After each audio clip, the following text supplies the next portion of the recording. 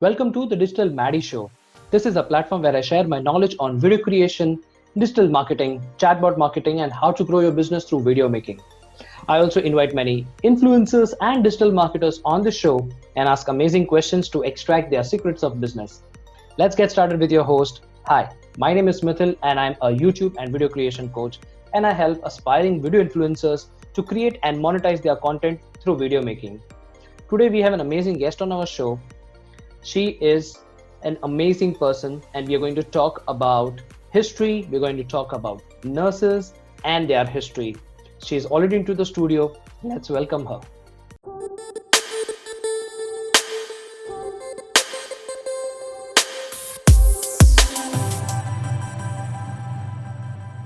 So let's welcome on the show, we have Moxie, and let me introduce herself.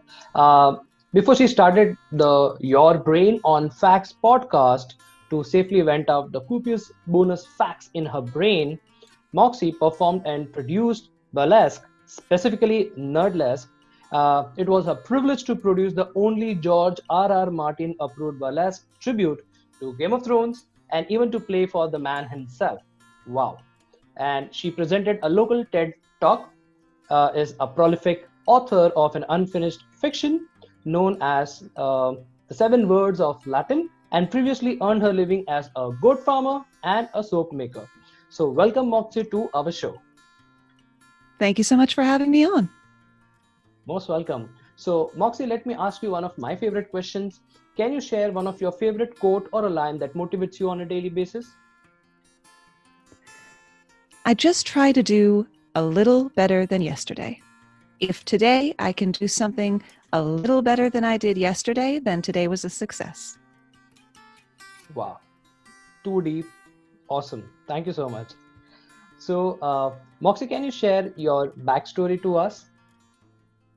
Well, you hit some of the high points. I used to raise goats and make goat milk soap, and then I got into doing burlesque, which is sort of the artsy or funny kind of striptease, which led me to perform for George R.R. Martin, which is something I still brag about 4 years later.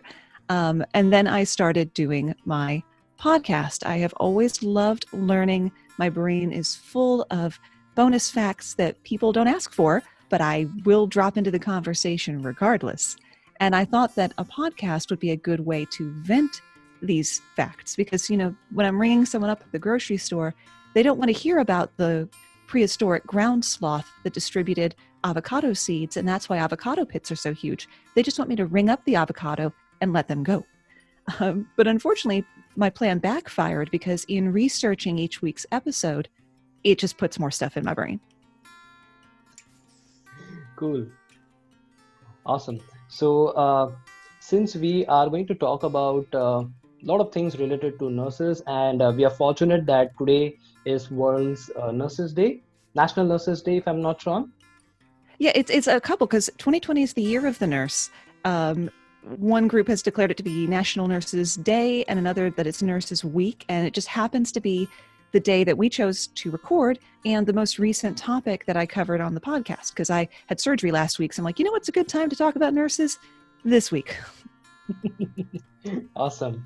So, Moxie, how did nursing move from the work expected of wives and mothers to a profession? The big transition in nursing came from Florence Nightingale. It's one of these names that we've heard. We know she's an important historic figure, but most of us don't really know why, you know, what it was that she did. And during the Crimean War, was the war in Eastern Europe in the 1850s, the death toll in the field hospitals, or the death rate, was 7 times that on the battlefield. Your odds were much better being shot at than being treated by doctors. And she recognized it was because the conditions were filthy. And this was still shortly before germ theory, when people still believed in the miasma theory of disease, that diseases were spread by bad air or bad smells. And the doctors couldn't wrap their heads around the fact that they could be spreading disease by going from patient to patient without washing up in between. But she was able to prove, you know, with statistics, after she instituted sanitation protocols in the hospital and trained her core of 38 nurses to do the same, she was able to prove statistically this is working. And then the doctors started to listen. And that was approximately, it's said to be when modern nursing began. And nursing was viewed as more of a profession than just the labor expected of women. Cool. So I think I do not know the name and the event, but I have heard a story where doctors were treating pregnant women, and there was a lot of cases of pregnant women getting died. Dr. And Lister. yeah, and then they were treating the patients who are dead. They were doing the autopsy and everything, and then going back and delivering more babies.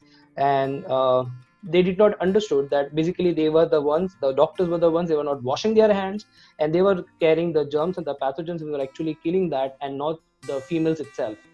Something. The rampant childbed fever in one of the two maternity hospitals. One was run mostly by doctors. The other was staffed mostly by midwives. The midwife hospital, the death rate was normal. The doctor-run hospital, the death rate was astronomical. And it was said women gave birth in the street rather than let themselves be taken into the hospital that was run by the doctors. And it took one of the doctors accidentally cutting himself during an autopsy and getting some of the infectious material from the body. And I do want to just side note, dead bodies are only dangerous and infectious for a very short period of time. Dead bodies are not otherwise a danger to human beings. But this was a fresh corpse. And this doctor contaminated himself and died from it. And that really spurred not only Dr. Lister to push for greater sanitation, but other doctors to listen. And we still have little traces of these problems in our modern healthcare system, in the form of neckties. A study was done swabbing the neckties of doctors, and 46% of them were found to have infectious bacteria, including MRSA. Because unless you spill something on your necktie, you don't clean it. You don't take it to be cleaned. You certainly don't throw it in the washing machine. So you might clean your suit and you clean your lab coat, but you never clean your tie. So these were just swinging germ bags going from room to room. So always look for a doctor wearing a bow tie. Awesome.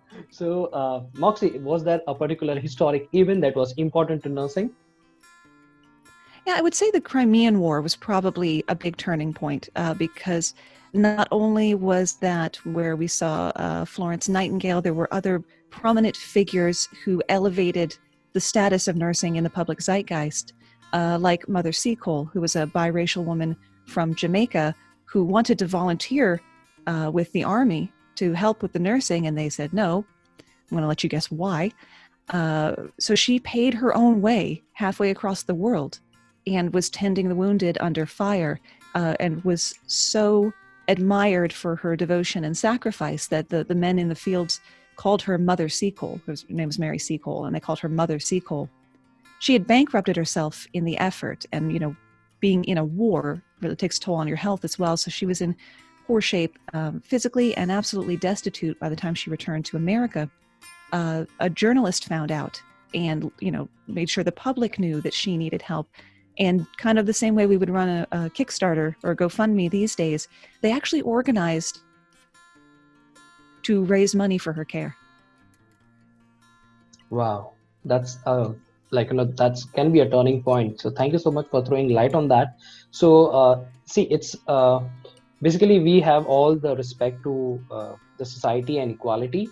But the next question that I'm going to ask is something a little bit, So who were the first women of color to become professional nurses in America?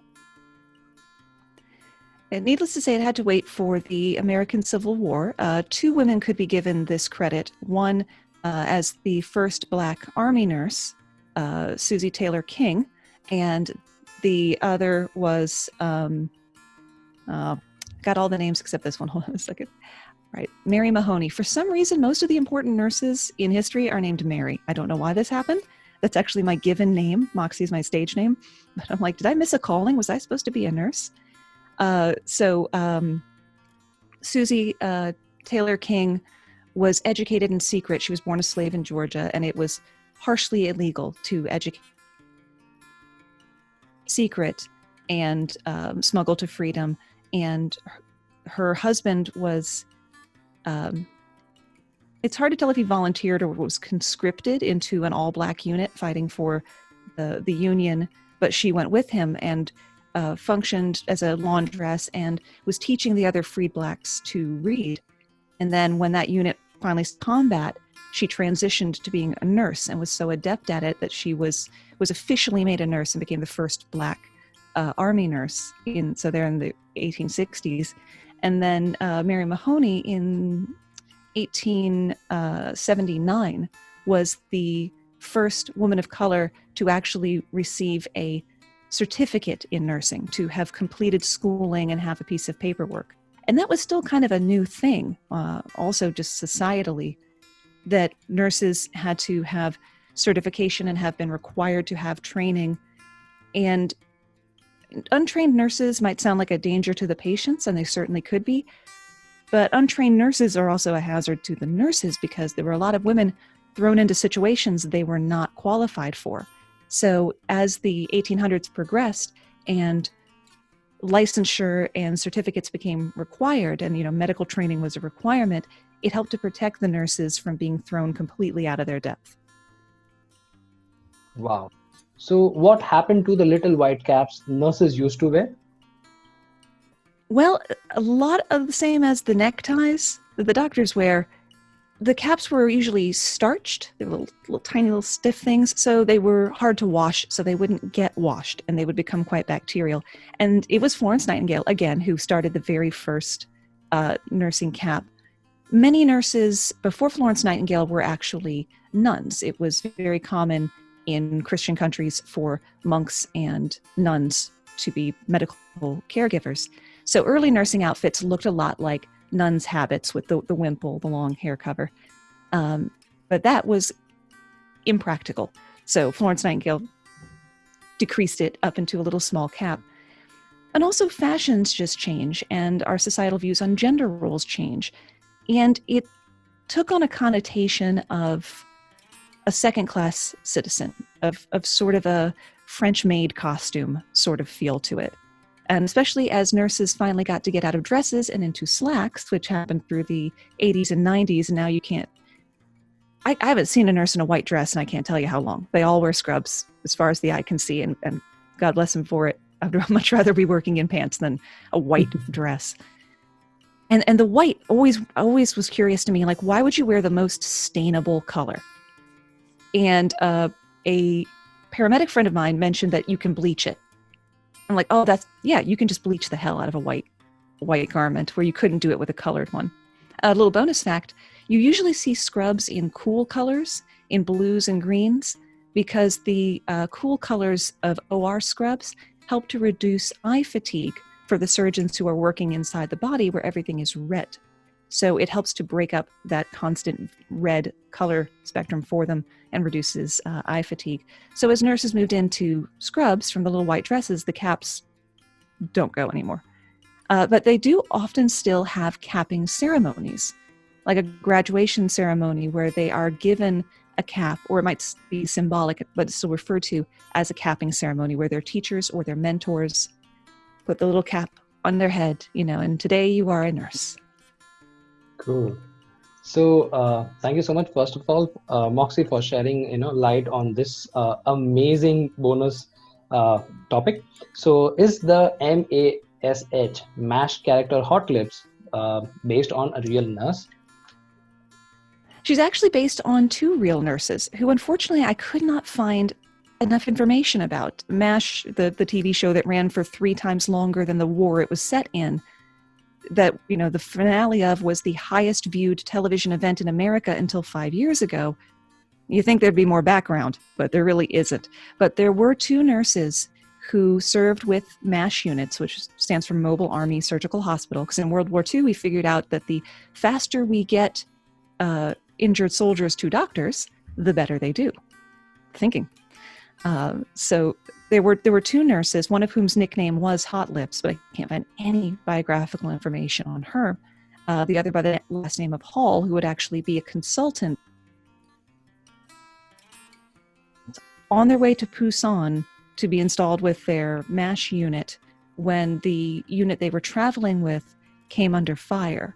And they were in a ditch under fire for 13 hours. And these 13, maybe it was overnight, but the 13 nurses that were traveling to the MASH unit managed to treat 360 soldiers where they only had enough equipment and supplies for about 50. And so under fire without enough supplies, a lot like what's happening to our nurses right now, these women were able to keep the soldiers alive until they could get them to a hospital unit. And those women called themselves the Lucky 13. And so the two nurses that Hot Lips Houlihan is based on were two of the nurses from the Lucky 13. Wow, awesome. So all the people who are listening to this particular episode, if they want to connect with you and know more about you, is there a way where they can just go and check it out on any of the particular platforms? Yeah, all the major podcast apps, just search for Your Brain on Facts. Folks who remember the old Your Brain on Drugs PSAs, it's a parody of that. You can also go to yourbrainonfacts.com, find me on Facebook and Instagram at /yourbrainonfacts, and Twitter at brainonfactspod. Okay. So have you written a particular book? We just said that you are also a prolific author of an unfinished book. So is there a book available for pre-order? Well, that was a joke. Yeah, well, that part was a joke. Prolific author of unfinished fiction. I start a lot of stories and never quite get around to them. But there was one thing I finished, which is the Your Brain on Facts book, which comes out this June and is available for pre-order now. You can search for it on Amazon. By all means, contact your local bookseller because they need the love right now, or go to yourbrainonfacts.com/book and it'll route you over. And I have also seen that you do a lot of live streams to support a lot of causes. So would you like to say something on that?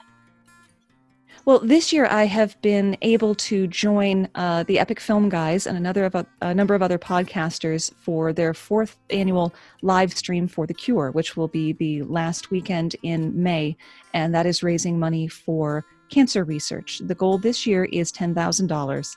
And we recognize that now is a really hard time to raise money because everybody is super panicked about everything else in their life. A lot of people are out of work. I've been out of work actually for 2 months and 3 days because I have health problems. I had to self-quarantine. But cancer never goes away. And with another disease running rampant, people with cancer are key demographic that are in danger of COVID-19. They are the immunocompromised that you think of when you think of the immunocompromised. So any little contribution is, if you have $1, if you can give us $1, that is $1 for the fight. And Livestream for the Cure is essentially like a podcast telethon. And I'm going to be reading excerpts from the book. And my book is some material that I've used on the podcast before, but 2/3 of it is material that has never and will never be on the podcast. So until you can get your hands on the book, you can get a little sneak preview of it by listening to my segment on Livestream for the Cure. If they don't already have the URL livestreamforthecure.com, which I hope they do, just Google it. Google will find it.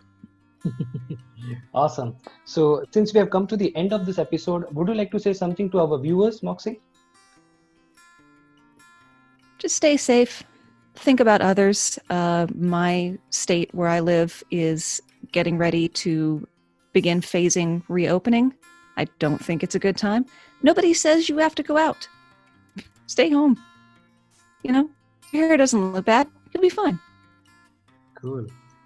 So thank you so much, Moxie, for being on this show and giving awesome values about all the people who have done in the past, who are nurses and have transformed a lot of people's life and have saved life. So thank you so much for giving your value. Thank you so much for having me. So you have just listened to the Digital Maddy Show with your host, Mithyl Dave, and we have an amazing guest, Moxie.